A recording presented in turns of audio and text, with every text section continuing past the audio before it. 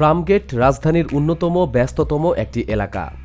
দিনের বেলায় মানুষের পদচারণায় মুখরিত থাকে এ এলাকা, তাই খালি চোখে দেখে হয়তো অনেক কিছুই বোঝা যায় না।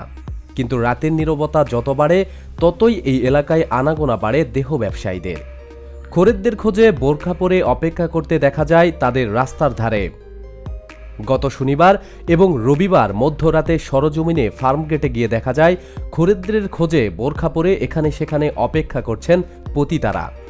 তাদের পাশেই সারি সারি সিএনজি দাঁড়িয়ে আছে। খরিদ্দের এসে প্রথমে দামাদামি করে, এরপর চূড়ান্ত হলে নিয়ে যায় সিএনজি করে। তাদের মধ্যে অনেকেই সাধারণ মানুষকেও বিরক্ত করে। নিবি লাগাবি বলে বিভিন্ন ইশারা দেয় তারা। এতে অনেক পথচারীও বিড়ম্বনার মধ্যে পড়েন। সুহেল হাসান নামের একজন পথচারী বলেন, ওরা সুযোগ বুঝে ইশারা দেয়, নানা রকম অশ্লীল কথাও বলে। সাংবাদিক পরিচয় গোপন রেখে কথা হয় নিতু নামের এক পতিতার সঙ্গে। সদ্য এ পথে পা বাড়িয়েছে বলে দাবি তার।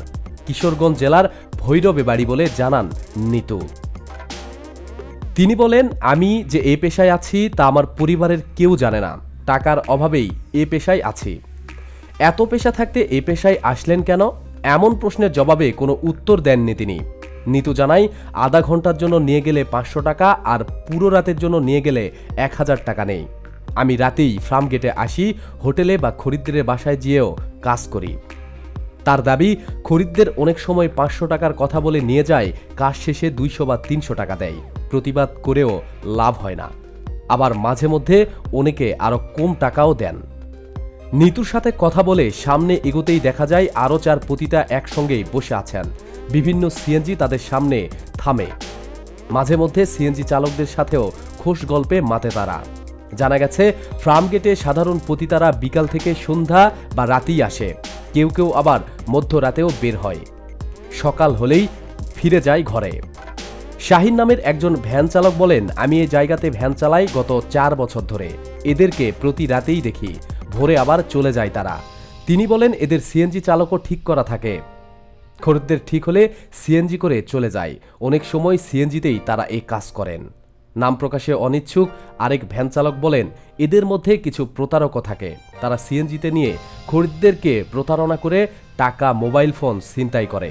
মান সম্মানের ভয়ে অনেকেই তা প্রকাশ করে না। এ বিষয়ে জানতে চাইলে তেজগাঁও থানার ওসি বলেন, আমাদের কাছে এরকম ছিনতাইয়ের অভিযোগ আসেনি। অভিযোগ পেলে আমরা ব্যবস্থা নেব। পতিতাদের অবস্থানের বিষয়ে তিনি বলেন, আগে অনেক অভিযান চালানো হয়েছে, এরপর আর তাদেরকে দেখা যায়নি।